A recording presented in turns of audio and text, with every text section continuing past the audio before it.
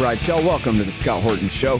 I'm the director of the Libertarian Institute, editorial director of antiwar.com, author of the book Fool's Errand, Time to End the War in Afghanistan, and the brand new Enough Already, Time to End the War on Terrorism. And I've recorded more than 5,500 interviews since 2003, almost all on foreign policy, and all available for you at scotthorton.org. You can sign up for the podcast feed there, and the full interview archive is also available at youtube.com/Scott Horton Show. All right, you guys, introducing Richard Booth. He is our Glenn D. Wilburn Fellow at the Libertarian Institute and the keeper of our ultimate Oklahoma City bombing archive at libertarianinstitute.org/OKC. Welcome back to the show. How you doing, Richard? I'm doing great. It's great to be back. Thank you, Scott. Absolutely. Happy to have you here and happy to have some good news on this story. This is something that, for those of us interested in the story behind the story of the Oklahoma City bombing, we've always really hoped for would be a documentary, basically, I guess was always the hope, something that would be big enough on a mainstream enough channel with enough reach to basically shatter the ceiling on the thing and get the story out into the mainstream. It's not a conspiracy theory. McVeigh had help, and the government let him get away. And now I think we got what we came for, what we always wanted here. I know you had something to do with helping advise the producers of this movie that just came out on HBO, An American Bombing, which I saw and which is perhaps a partial but still a great vindication of the work of J.D. Cash and Roger Charles and yourself and all of the rest of the people who worked so hard to bring this story to people after all these years. And they really do a great job and get some great admissions by some powerful people involved and the rest. So I guess, first of all, congratulations and thank you for your effort in helping them get it right in there. And then, so secondly, I guess, tell us everything about this documentary and your involvement in it, and then we can get into what we learned in the thing. Sure. Okay. Yeah. So the documentary is called An American Bombing, The Road to April 19th. And basically, the producers to this documentary, they reached out to me in January of 22. They reached out to, I know, me, Jesse. I think they did try to reach out to Jesse Roger Charles. Jesse Trinidad, that's right. And I'm pretty sure they also reached out to Wendy Painting. And all of us basically talked to them. And when they reached out to me, initially they had said, they just wanted to ask some questions. And so they're making this documentary. And I thought, whoever does the documentary on this, chances are they're going to get it way wrong. But I got nothing to lose, so let's hear what they have to say. So when I had my first conference call with them, what initially really struck me that I was very surprised is they're talking about this other suspect, Robert Jacks, who has a very similar description to John Doe 2. And they know the guy's name. They know some details about the FBI investigation of him. And they know the names of some of the witnesses there. And so I was very impressed by that. Typically, you don't expect that kind of sort of a thing, especially in like a first meeting, to hear them reciting the facts, basically. And so that was impressive to me. And they kind of really had me with that. And I thought, well, the best I can do is just to give them the evidence, let them know what they need to look at. And that's ultimately the role I served. Basically, it was providing them with like FBI 302 reports, telling them you should probably talk to these witnesses or look at this or look at that. Or they now and then would ask me a question about something or about just something in the case or about a transcript. And I'd go and get it for them. So ultimately, it was kind of a research consultant. They asked me how I wanted to be credited, and that's what I told them is I think that probably best fits what I did for them, was just kind of a research consultant. And I was just very pleasantly surprised to see that they did tell the right story in terms of John Doe number 2. And they got the right witness and they had all the right points, and they didn't pollute that with any of the kind of BS we've seen from a lot of mainstream sources. So I was very proud of them for having done that right. Yeah, absolutely. Do you know? Well, I didn't look at the credits that carefully. I saw y'all's names, you and Wendy, and others, but did they happen to mention the Libertarian Institute archive, or was that, uh, helpful to them? Do you know if they used that in the production of the thing? Oh yeah, yeah, man. They didn't mention it, but for sure they used it because what would happen is I would be asked about a particular like news report or document, and I would typically forward over to the producer a link to the copy that's hosted on the Institute, or I'd do that. Sometimes I'd attach it, but so they certainly knew about it, and they were just kind of relying on me to like, okay, he'll go pull it for or provide us with insight about whatever it is, that they're looking for. And they just had a lot of questions, and it was pleasing to see that they were asking a lot of times the right questions, and that they were treating the subject with the kind of seriousness that I hoped that it would be treated with. So I wasn't 100% satisfied with like everything, of course, in the documentary. Some parts of it I don't like all that much, but I felt they treated the bombing with accuracy and fairness. And I just can't say enough how important it is. This is the first documentary or piece we have on the Oklahoma City bombing, where when they talk about John Doe number two, you get the names of the witnesses, you get video of them talking about what they saw. You do not have them repeating any of this BS about, oh, it's just some misidentification and all the witnesses were confused. You don't see any of that excuse making in this. And so it was just important that they stuck to the facts. And that's admirable I mean, it should be something we all do, but for an organization like HBO, it was surprising. I expected perhaps there might be stuff in it that would be a lot worse than, what it turned out to be. Mhm. All right. Now, so let me ask you something here because this is something that I'm sure is true to a degree. I think it must be the preponderance of what's going on here because I keep hearing this come up. It's in Gumbel and Charles' book, Oklahoma City. It's something that one of the FBI agents in charge of the case, Danny Colson, says in here and is described, I guess, by multiple people in the documentary as being, in fact, they directly attribute it to Merrick Garland at the Department of Justice, our current Attorney General, for making the decision that essentially they really wanted to nail McVeigh and they wanted to give him the death penalty. I don't know if anybody says that in the documentary, but that's from the book. But same difference. They really wanted to get him. And they knew that if they broadened the investigation to find everyone who might have been involved, that would raise reasonable doubt as to his real role in the thing. And so in the structure of the investigation, as they describe it, it was never to go after anyone who might have been involved.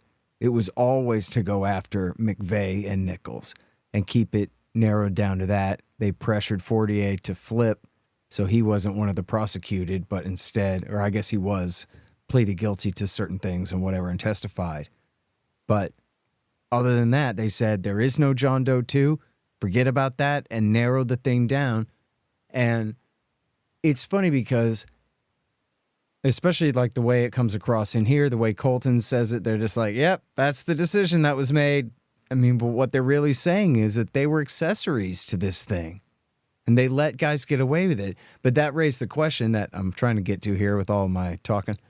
And that is, isn't the real reason because at least some of these guys were undercover FBI informants or flip states witnesses, and that was the real problem, was that they had enough prior knowledge that they could have stopped this thing.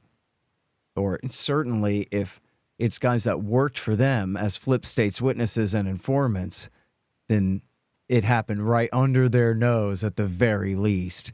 And that was the real reason that they wanted to cover the thing up and narrow it down. So it seems like even the limited hangout is probably partially true and also, to me, is just as damning.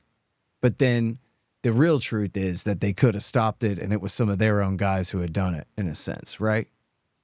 Well, yes, my contention is that John Doe number two, And some of these other people, like this Robert Jacks figure, and just at least two or three other suspects, but John Doe 2 in particular is a guy who obviously was a liability to the FBI. Very clearly, you can see that in the investigation, that they're scrambling. And from the documents in the investigation, it looks like someone very high up in the chain of command probably did identify or know who John Doe 2 was, because the manhunt for him was abruptly modified just less than 3 weeks after the bombing, and then a month later they say, "Oh, he doesn't exist." So I don't believe the FBI is going to be doing this sort of backpedaling and covering up and all this sort of stuff over just some neo-Nazi guy that they can't catch or something like this. It that's not how they operate, you know. And it only seems like that the only thing I can think of that would call for or show this kind of behavior from the FBI would be if his identity was such a liability that he was in some way an embarrassment to the Bureau. And it's sad that that's kind of the measure, but that's really the conclusion. And it's not just me, you know, people on the grand jury, like Hoppy Heidelberg on the he was on the grand jury, and he said very early on that he felt that John Doe 2 had to have been a Fed or an informant of some sort. And we know they had all these informants around it. And so in the documentary, though, a major step is taken because you have something that before was mainly argued by researchers like in the Gumbel and Charles book, whereas now in the documentary, you have Danny Coulson, the former deputy director of the FBI, just saying right then and there that they're not pursuing this other suspect because it could potentially be exculpatory to McVeigh. And it's huge in and of itself when you have that side of the investigation, or that, you know, that type of person articulating that. Very much the same thing that the researchers had been saying for a long time. Yeah. No, in fact, just to refresh your memory here, Richard, it's on page 328 of Gumbel and Charles, where Larry Mackey, who is one of the federal prosecutors, says the same thing. And it's the one where he has this funny quadruple negative thing you have to work out, where he says, if you had said to us, anybody in the room 100% confident that McVeigh was alone, raise your hand, we would have kept all our hands in our laps. Exactly right. Yes. They all knew essentially that, you know, that there were others. And it's just incrementally, we're seeing that admitted over the years. So whereas now we've got this documentary from HBO where you've got this high figure at the FBI who is saying that, and they have Merrick Garland on there, and they show him, you know, being asked whether he's going to be seeking identification of the other suspects and so forth. And his answer very clearly shows that he's limiting himself only to McVeigh at that point. And so he's clearly very risk averse and calculated in his answers and how he handled the investigation. Mm-hmm. All right. Now, so is there anything that you learned from them in this documentary? I know that you helped with it, but then again, they were taking a fresh look and traveling around with whatever expense accounts and interviewing people and all these kinds of things. So, sure. So yeah, they were interviewing a number of people. A lot of that based on recommendations from myself or Wendy or Jesse Trinidou. And I can't say that there wasn't really anything new that I learned from it. It was instructive, though, and some of the people they interviewed, my hope is to be able to connect up with them and maybe talk to some of them and seek, you know, potential other avenues that way. So yeah, not a whole lot there, you know, because I don't have full access, you know, like everything that they do. I'm just, you know, as a consultant, there are some things I can do, but, you know, I personally would have loved to have heard the full Danny Coulson interview, or for example, the interview with Richard Reyna. I'm sure that would have been just incredibly illuminating. But and remind us who that is. Yeah, Richard Reyna, he was the chief investigator on the Jones team for Stephen Jones. And why he's so interesting is he actually was a very good seasoned investigator. And he went out on the road and was able to interview people like, Andy Strassmeyer, Louis Beam. He met and interviewed Jack Oliphant, just all these figures, just all the right people, the people you would want to be interviewing.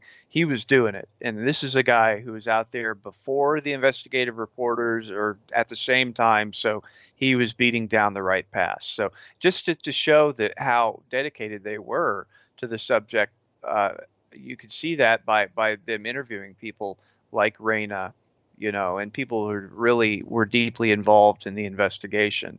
And I also think I just have to say here that they really treated Kathy Sanders right in this, because her and Glenn D. Wilburn were the originals on this, who really were the trailblazers in investigating the case. And so it was it made me proud that, that the way that they handled it and told this story kind of through their lens, at least in part of it. Mm-hmm. Yeah, I agree with that. And of course, like you were saying in the beginning there, you're kind of taking a risk with something like this, that it's going to end up being, oh, conspiracy theorists believe a thing and whatever, like on the BBC, Yeah. And that they would mistreat her, but they don't at all. They're great to her. And so speaking of which, there's one thing that she says that I wanted to clarify with you. It's just a small thing, but I believe she says that there were 22 witnesses that saw McVeigh that morning, and they all saw him with somebody else. But I thought the number was 24, and I just wanted to make sure. No, I noticed the same thing you did. And what we know from that is that when Danny Coulson was on the BBC 2007 special, the number he did use was 24. And when Kathy was talking about it, she did say 22. Now, I know from just looking at the 302s that I have and laying out the witness accounts, I had on my witness accounts chronology upwards 50 people. Okay, and not all of these are people who saw McVeigh and John Doe too, but a good majority of them are. So I'm going to say it's at least 24. And we're just talking then 302s that we know exist, or that Danny Coulson admits to having seen.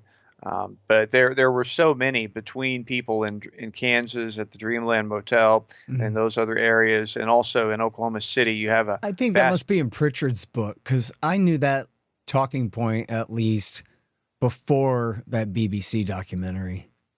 The BBC thing was more recent.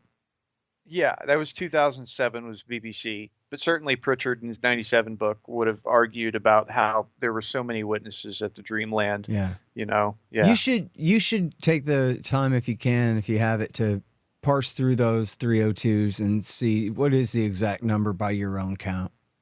Just for clarity there, Not to debunk Kathy Wilburn, but just to see if that was just a verbal typo, or if we know, if there's another source for that or what. But yeah, because it's so important that, they even show in the documentary the still frame from the surveillance camera that shows the Ryder truck.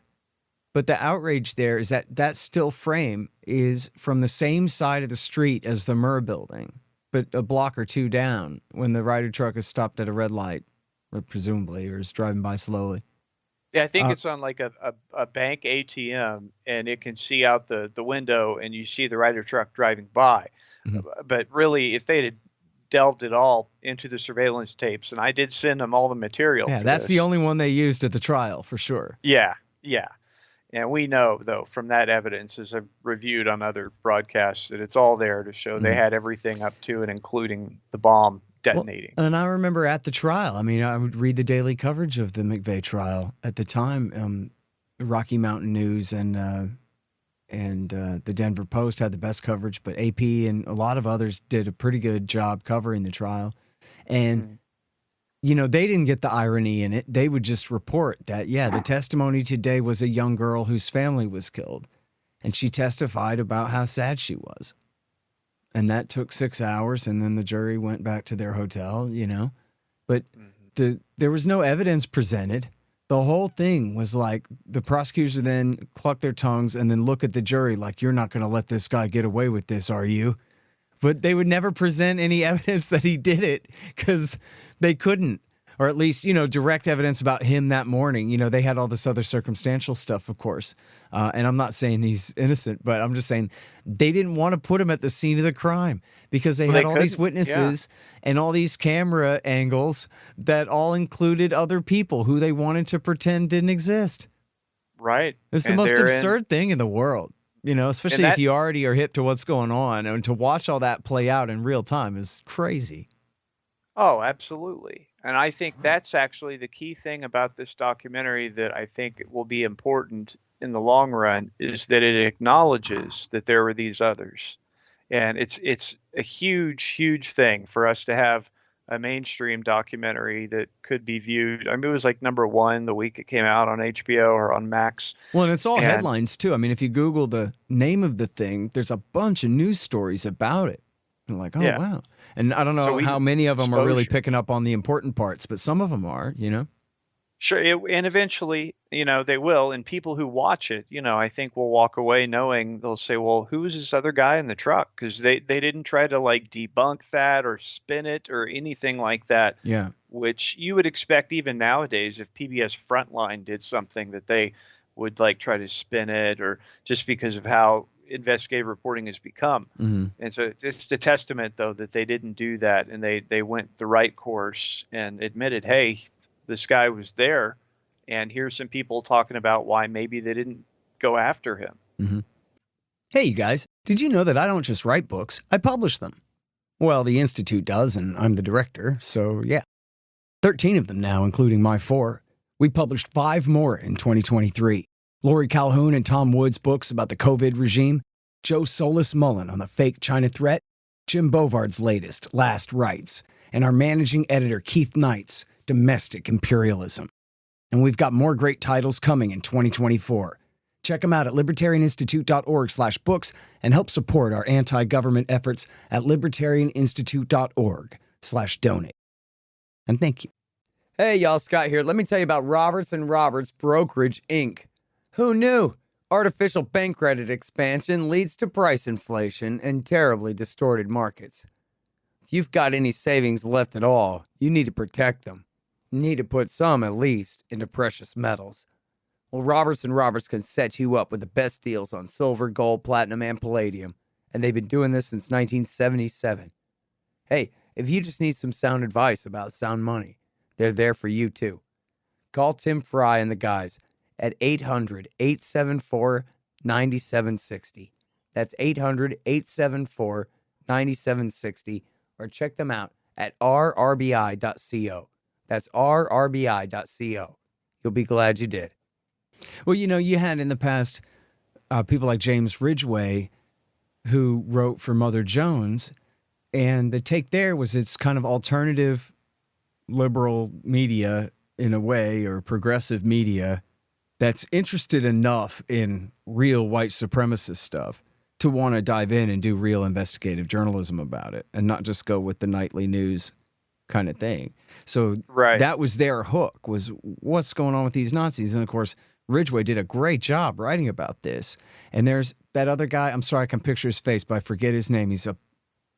I think he worked for Sanders for a while, who's, pretty prominent progressive activist. And he had told the truth about this stuff too, because, they have axe to grind, rightly so, with people that far to the right. And so, but they were willing to kind of break mainstream convention and go ahead and dive into the reality behind this story. And it's one thing I thought was lacking in the documentary that I always thought was an important point and maybe would help people, especially if they were alive back then and paying attention to the news back then, kind of remind them and get some clarity about how they really conflated these neo-Nazi groups, which were, of course, very small, with the whole post-Waco militia movement, which you could say is sort of the right wing of the Republican Party or whatever, the more conservative wing, but by and large was not anti-Semitic and racist and, all of that stuff that comes with the, the Aryan Republican, this or that. they were just no more Wacos. And I remember Bill Curtis from Investigative Reports on A&E went and toured around. He met with a lot of these militia guys, and they're just good old boys. They were Right.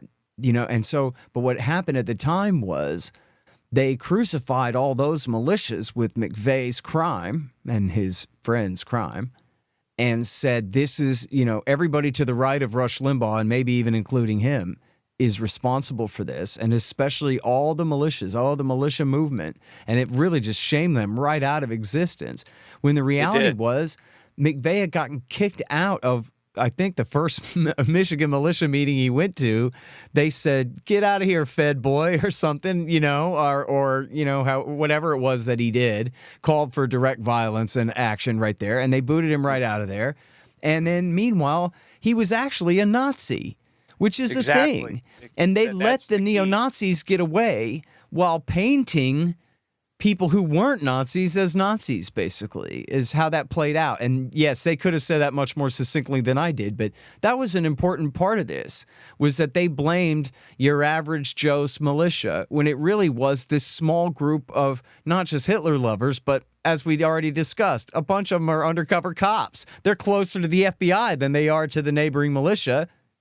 Right. Well, I'm glad you mentioned this because actually one of the points of contention I had with it, and I thought, well, maybe am I splitting hairs here? But I don't think so. And that's that they did kind of conflate white supremacist with militia movement. As an example, they had someone on there saying that the authorities were trying to recruit Randy Weaver to be an informant on the militia movement. And I said, no, that's not right. They were trying to recruit him to be an informant against Aryan nations at Hayden Lake, Idaho. And I think you're talking about two distinct, very different groups when you're talking about white supremacists and, like the militia guys up in like Michigan, or wherever. Mm-hmm. I think you're and looking it worked at, too, Richard. There's a clip in the documentary from Katie Couric and I'm forgetting his name. I'm sorry. Her partner there. Okay. Go ahead. Say it. No, I was thinking of someone else. I was wrong. Oh, I'm sorry. No. But it's like the Good Morning America, and they interview Kathy Wilburn. And I have a clip from that show where the guy's name is Charles something or something Charles. I'm sorry. I keep wanting to say Roger Charles, but that's obviously not right. But the host from ABC News asks her, so now that we're killing McVeigh today, are you going to be satisfied? Because he knows that she believes others were involved. And she says, no, of course not. The others involved are still got away and whatever. And I have that clip. But there's another clip, which I forget now if this is only in my brain or if I have this MP3, Richard. But Katie Couric, I think, says, who, by the way, is the executive producer of this, which is so interesting. Katie Couric says, well, that's funny. So when they brought in McVeigh this morning, he had his head shaved all the way down to the skin. Right. I wonder what's up with that. Folks. So in other words, the wool had been pulled over her eyes. This was a weird surprise to her. And that's so mystifying because to any of us who study, we know exactly what he's doing there, Yeah, absolutely. He was broadcasting to his in-group, It was all part of his Christian identity or his white supremacist belief system, no doubt about it. Yeah.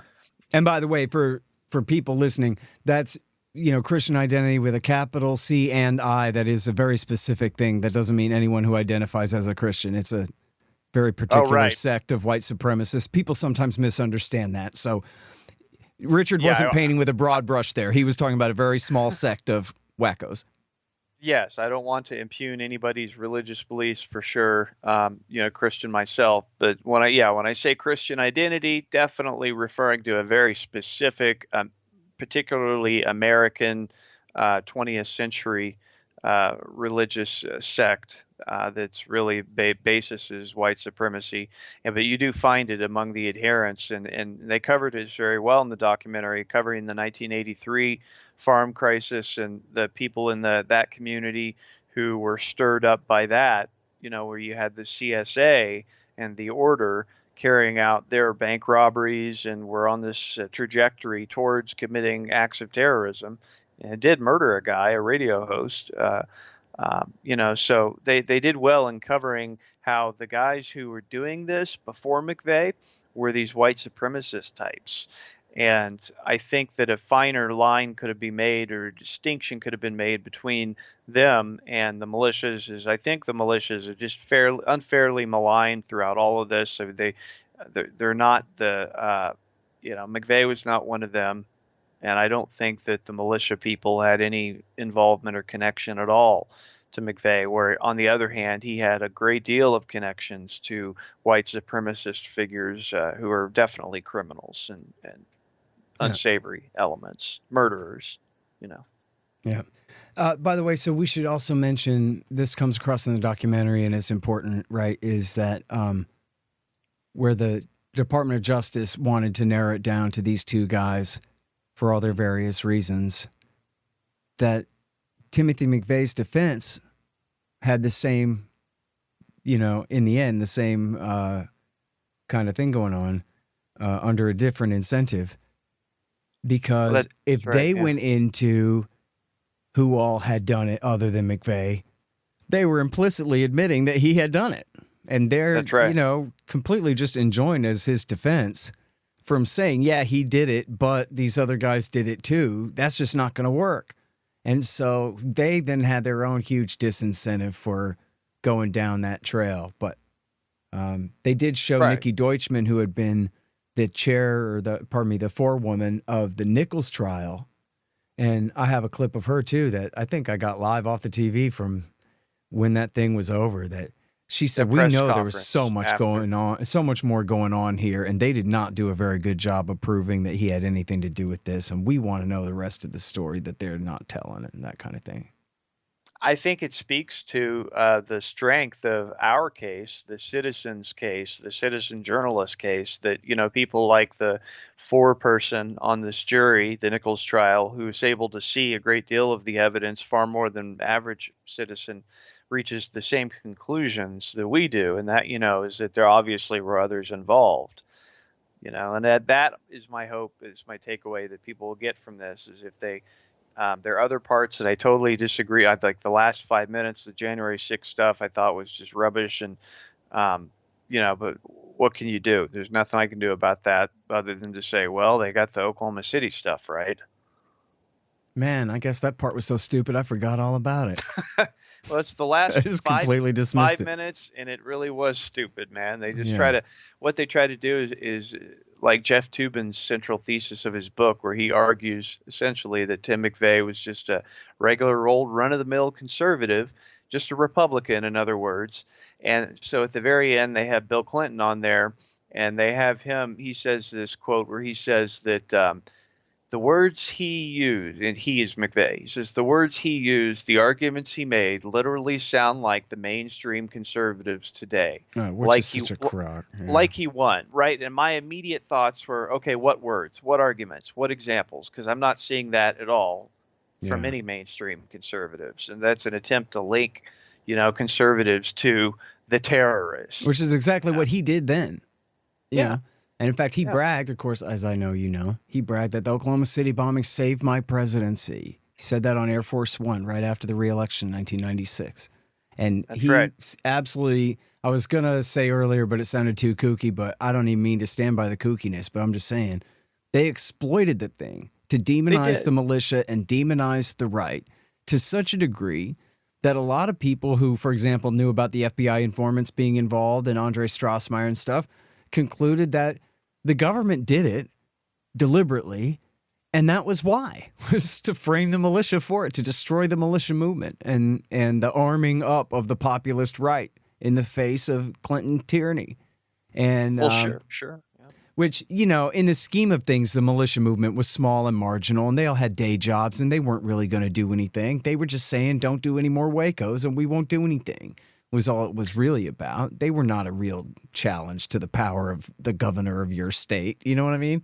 Right. They were no challenge there. The main threat they pose, though, is you've got a group that's largely consists of responsible citizens who are not criminals, who in large part, are families, and they're successful and they're strong members of their community. And if you have people like that, of that kind of caliber, just good salt of the earth people who are really dissatisfied, that's a potential powerful block, and they were just neutralized overnight. No one ever wants to hear you see militia, you immediately think, something illegal's going on, right? Yeah. That's a direct result of what we've seen in the media. Yep. And of course, this goes to my other complaint about Bill Clinton, and I guess about these producers too, that they just let Bill Clinton and Bob Ricks tell their version of what happened at Waco, and that's all we get to hear about that. And, especially Clinton, in a very self-serving way, goes, look, I told them to just wait him out. But, I also told them, go ahead and do whatever you want. Yeah. Which well, is the same as admitting that he ordered that attack, which is actually what he has admitted in a deposition before, that he ordered the go-ahead of the thing. They brought the final plan to him that day. So there you go. I mean, if the source was a deposition, that, they can take that to the bank, Yep. And that was as far as he was willing to ever admit responsibility. But in this case, it was not. It was just the FBI that did it. And he was only the president at the time. So, Yeah, so there was spin going on with Clinton the whole time he was on there. And so that's a common criticism of the doc, is you have him, which I can understand, including the president at the time's thoughts on things that were happening. But on the other hand, that opportunity was used, I think, to inject that bit at the end so they can link conservatives to the terrorist. And then they try to link it, I think these were just like malcontents, these people in January 6th. I don't think any of them presented any real structural threat to our government. These people were not like Richard Lee Guthrie. They didn't have cells and future plans and things like that for terrorism and all this and that. These are just upset people and behaving very badly because they're in a large group environment of people behaving badly. But I don't see that it's any kind of actual existential threat to our country. But they try to link, J6 to McVeigh. And so that, I think, is shameful. But what can you do? I learned that the executive producer was Katie Couric. It was like 2 weeks before it came out. And so, as you can imagine how I must have felt, I thought, oh my God, this is going to be really, really mainstream. It's probably going to be terrible. They're going to do this, they're going to do that. So I was very on edge and nervous. And when I saw in the documentary how even-handed and fair they were about John Doe 2 and these witnesses, it was a testament, I think, to the producer that I was working with, I just inundated her with the evidence, the facts, the 302s. She was sold. She was convinced. And I know she would have put up a fight if there were any problems getting that story told fairly. Yeah. Well, I got to admit, I don't watch the morning network news that much or whatever, but I can't remember specific examples. But I remember her having a little bit of an honest curiosity before. I remember her complaining about the pressure on them to stick with the Iraq as a threat to us lie in the run up to the war and that kind of thing. So. Well, that's admirable. Yeah, I didn't know about that. My thoughts were, not that she didn't go along with it at the time, but just that she complained about it later. Yeah. But, also you talked about how, just the word militia became completely tainted. The whole thing was just completely, destroyed there.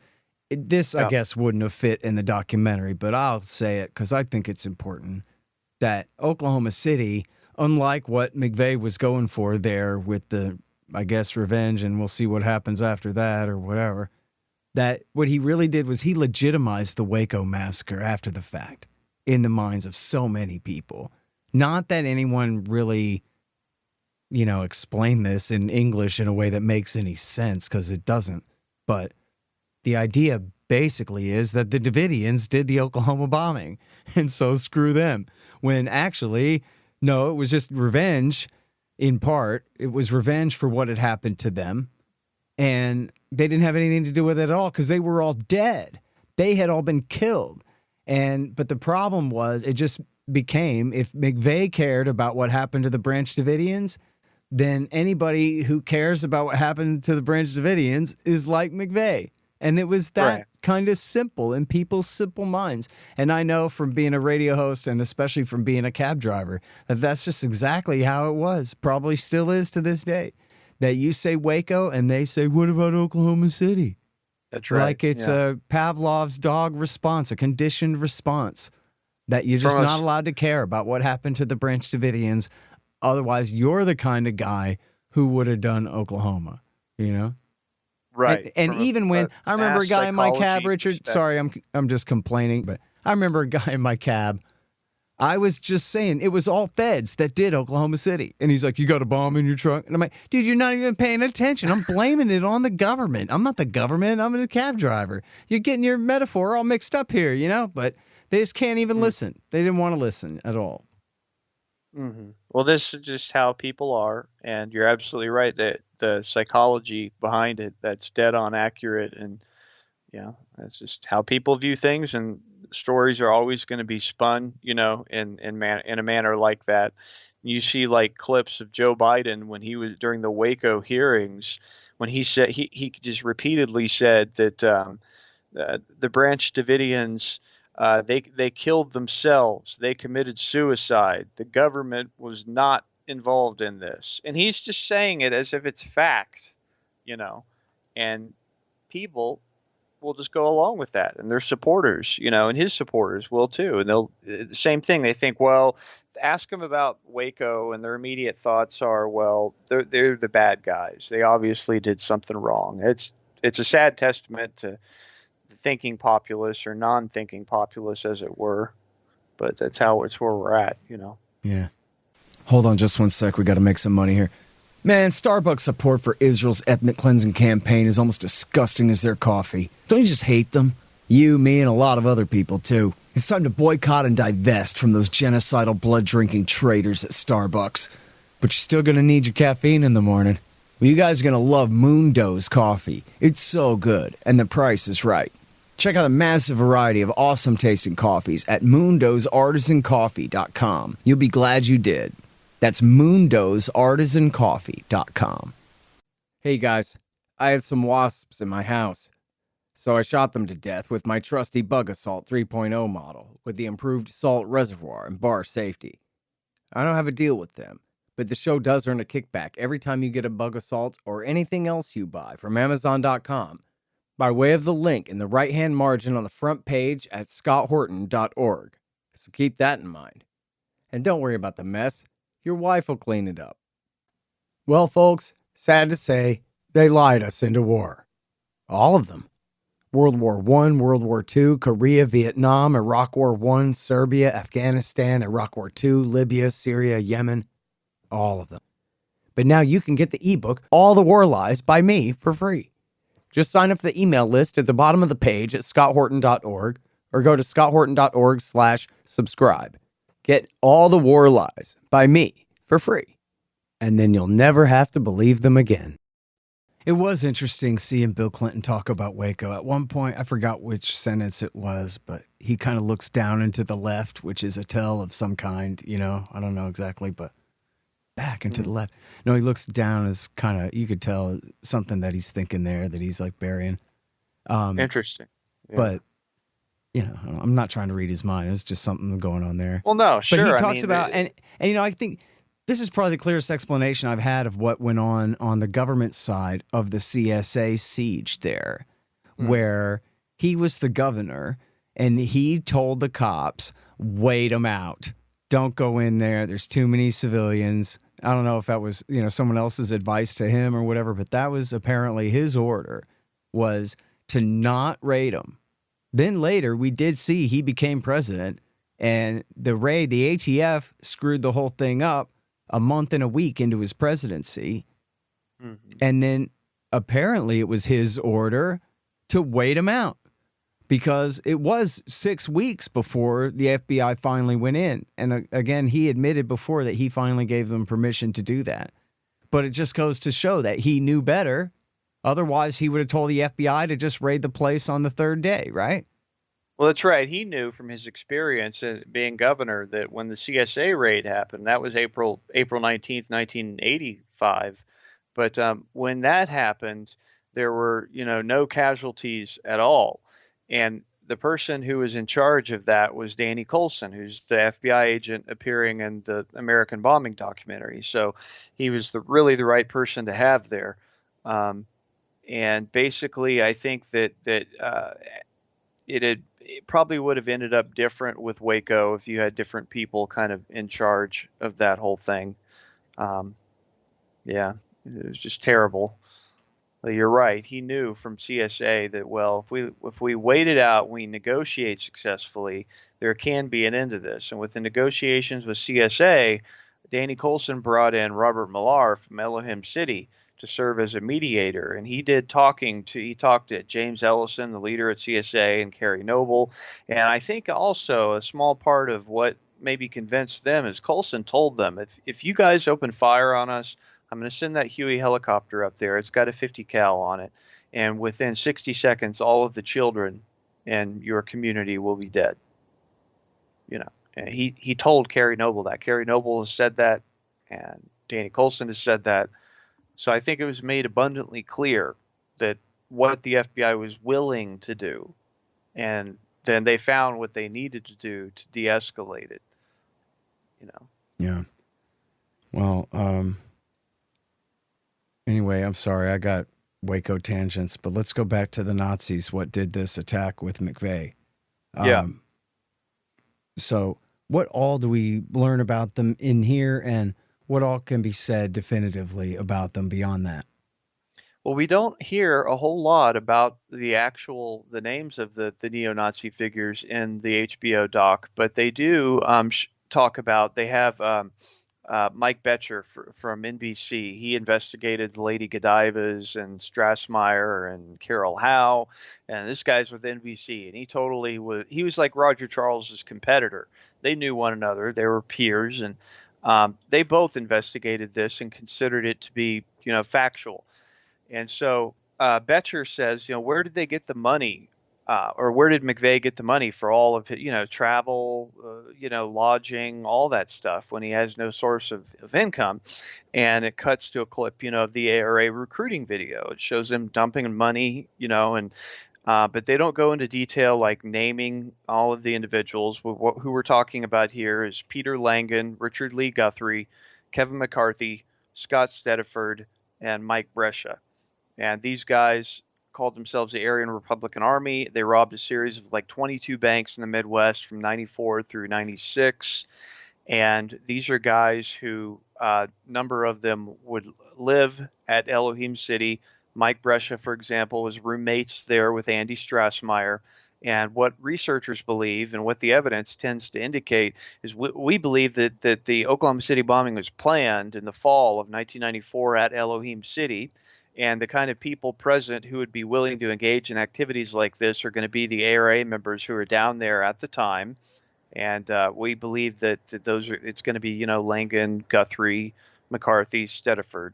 And so we think these guys were the 2 to 3 other additional men who were seen with McVeigh on the morning of the bombing by so many of the eyewitnesses downtown, and also the eyewitnesses in Kansas.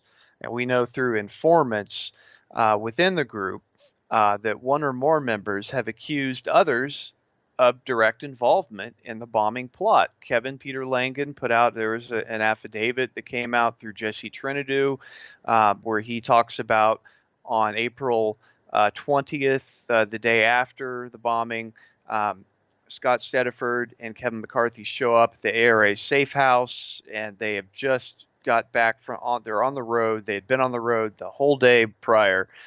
They're coming there from Oklahoma City, and they are not convincing to Peter Langan that they don't know anything about the bombing. And Langan has suspicion. He thinks they're lying, and that's exactly where they're coming from. And so it's interesting, though, to see that the whole gang flees Oklahoma and Elohim City on April 19th. Brescia, Stediford, and McCarthy are out of there. Langan was already at the safe house. So yeah, that's basically in a nutshell the group that we think was involved, and we just have circumstantial evidence on it. But sometimes that's all you have to go off of, and we just have to continue investigating. Well, they show Danny Coulson, again the FBI agent, citing Carol Howe, the ATF informant, And that's a hell of a story. So I want to ask you to tell it. But he cites her, Coulson cites her, saying that she saw McVeigh there. That's right. And Coulson definitely said that he thought that that was believable. And he also, I thought this was interesting that Coulson didn't mind to say whatsoever. And they didn't have a problem putting in the documentary a clip of him saying, yeah, people argue whether Strassmeyer was working for Germany or working for Israel. That's right. I mean, it's huge. I mean, have him saying something like that. At least, the researchers of all have said he was obviously working for somebody in some type of Fed. But here, if you had the former deputy director of the FBI saying that, that holds a different level of weight with some members of the viewing audience. So that's important. Yeah. And look, I'm Yeah. not saying that even implies that Tel Aviv ordered the bombing or something, but the idea would be that he was an informant working for them. I think it's Right. pretty clear he was working for the U.S. government, if not the FBI, while he was there at Elohim City. But, I mean, I think Pritchard That proved seems that. most reasonable, and that is what Pritchard's investigation was pointing towards, and others as well. Even stuff in the documents where it says an SPLC informant has revealed the following, and there's stuff redacted, but you can tell it's talking about Andy Strassmeyer at Elohim City. So yeah, to your question, in the documentary, Danny Coulson does say, yeah, we know that Tim McVeigh was at Elohim City. ATF had an informant there, Carolyn Howe, and of course he fully endorses her. He has no reason to not believe her. And basically, what he's saying there is we know that McVeigh was at Elohim City, and it's not just through Carolyn Howe that we know that. We know that McVeigh was there through other informants who were at Elohim City. Specifically, we know the SPLC had more than one informant at EC, and that's confirmed in the FBI teletypes documents. It says they've got information coming from their SPLC source. Also, we have that from Morris Dees, the now disgraced former head of the SPLC, who journalist J.D. Cash interviewed when he was giving he was at a public event, and he asked him some questions, and he asked him about, McVeigh visiting Elohim City, and he had told J.D. Cash that McVeigh had visited something like 10, 11 times, and he couldn't go into, oh, I'm sorry, can't, if I told you I'd have to kill you, making a joke with J.D. and kind of playing off the question. But we know from him and from these other informants, such as FBI informant John Schultz, that McVeigh was at Elohim City. So I think there's no doubt about it. He was there. He knew the people. He would know the chief of security. He would know the guys that Strassmeyer's hanging around with, which is all the ARA guys. So they were all in the same nexus. It defies belief to think that they would not have known one another, given that they're all in the same place at the same time. Yeah. And going back to Ambrose Evans Pritchard, again, well, I don't know, again, for people who don't know, he's a writer for The Telegraph there, a reporter for The Telegraph. And in his book, which is cheesily titled The Secret Life of Bill Clinton, but is really not about that at all. It's about the secret government of Bill Clinton is what it's really about. And in that book, he reproduces a document there with an interview with Carol Howe's handler, Angela Finley, and I guess later she was married and became Angela Finley Graham. And she admits there in the deposition that Carol Howe was with them when they went and drove around and cased downtown Oklahoma City, and specifically the Murrah building, and not just cased it, for a robbery? They cased it as a bombing target. That's right. Under cross-examination, and I mean, they kind of had to press her, but she admits that that's true. Not just that, somebody talked about this one time or somebody was in downtown Oklahoma City one time, but this extremely, explicit, very specific example. Yeah. So, I mean, there you go. And this was, I think, well, you correct me if you know off the top of your head, but it was Strassmeyer and others, previously mentioned here who were in the car. Mahon was with him. Strassmeyer, Mahon, and Carol Howe. Okay. They might have had if there was another, I don't remember, but I know specifically that Strassmeyer and Mahon were both together, and all three of them at least, and they are making a trip specifically just for the purpose of casing bombing targets, and they're looking at the Murrah building, and they're interested in if there are any IRS buildings down there. but the Murrah building was their primary target. And of course, yeah, she told her ATF handlers about casing it. Now, bear in mind, this is the very same time that Andy Strassmeyer, when he's at Elohim City, and he's doing his training, as he's training these large groups of young neo-Nazis who come in, he's spouting a great deal of rhetoric, and he's saying that that we need to see assassinations, bombings, and mass shootings, and that was reported by Carol Howe as well. So he's indoctrinating these guys and actually hyping them up and pushing them and talking about bombing specifically. Yeah. Well, and also in Pritchard's book, he, at least the way, I'd like to hear the audio, but in the transcription, he essentially, admits that he was involved in the thing. It's a little bit hypothetical, but he says, and what if that informant was scared? Because what if it wasn't supposed to go this far? Something close to that, right? That's right. What it seems like is Ambrose Evans Pritchard got a hold of Andy Strassmeyer when he was still kind of young and inexperienced, and he really earned his confidence. And now the Ambrose Evans Pritchard, you got to understand, is a guy that he's a top guy over at BBC. He's still like manager of their international business section. So yeah, he's not. This is not some obscure fringe writer. He's a respected journalist, does his work, and he, yeah.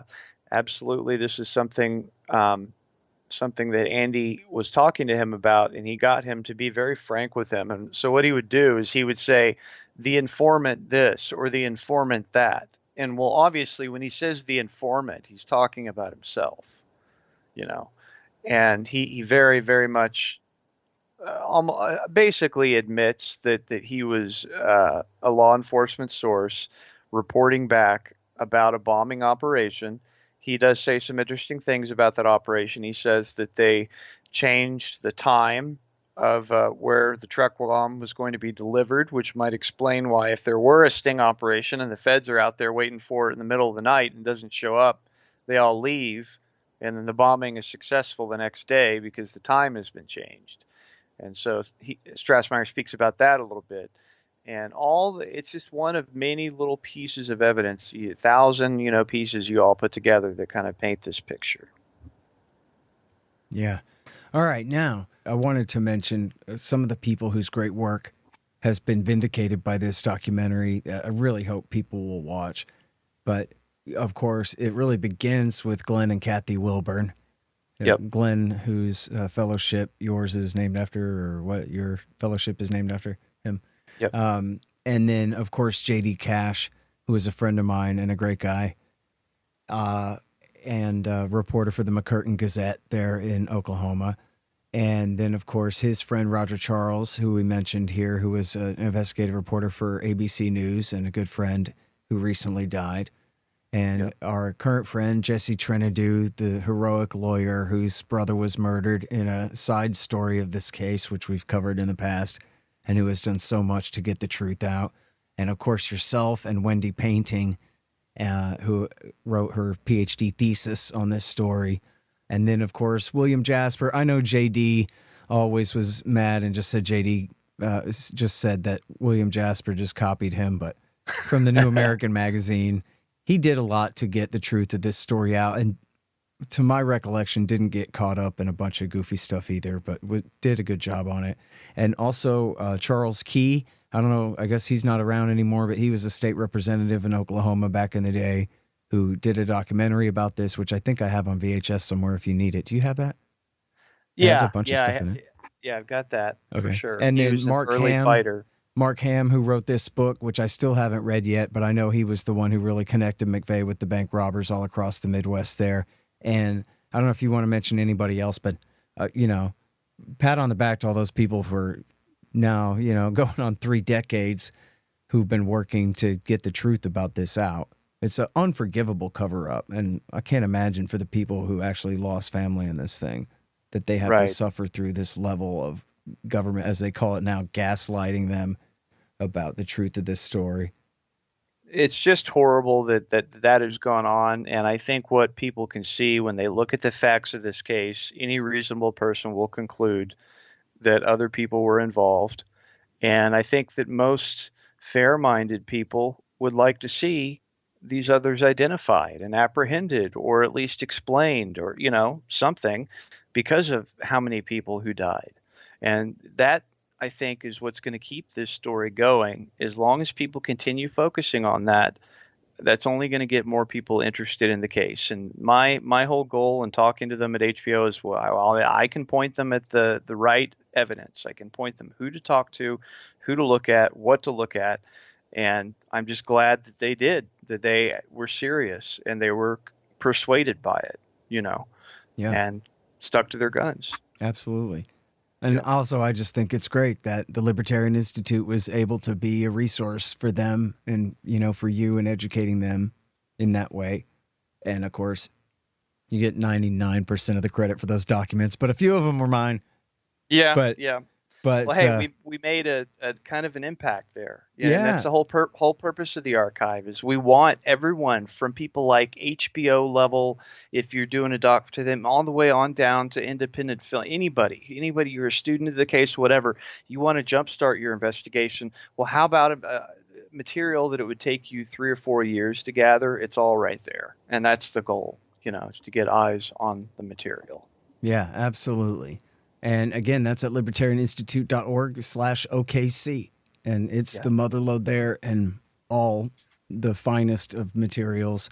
There's some secondary sources like articles and things like that, but all of them worth your time and there for a specific reason. So please, everybody, check that out. And again, congratulations to you. And thank you for your time and for your effort in getting this thing out there. And everyone can check it out. It's you'll see our friend Richard and Wendy both in the Wendy painting as well in the credits there at the end for their research assistance there. And the documentary's on HBO, An American Bombing, The Road to April 19th. Thank you again. Thank you, Scott. The Scott Horton Show, Anti-War Radio, can be heard on KPFK 90.7 FM in LA, APSradio.com, antiwar.com, scotthorton.org, and libertarianinstitute.org.